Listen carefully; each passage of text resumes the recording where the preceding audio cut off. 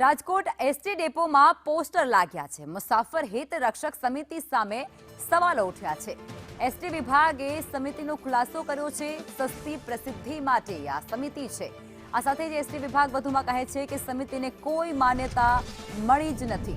મુસાફરોએ સાવધાન રહેવાની ખાસ અપીલ તેમના દ્વારા કરવામાં આવી છે।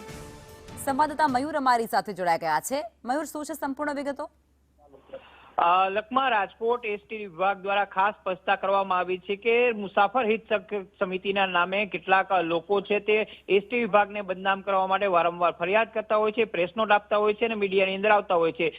એસટી વિભાગે કહ્યું છે કે આ પ્રકારની એક પણ સમિતિ છે તેને એસટી વિભાગ કે પછી સરકાર તરફથી કોઈ પ્રકારની માન્યતા આપવામાં આવી નથી।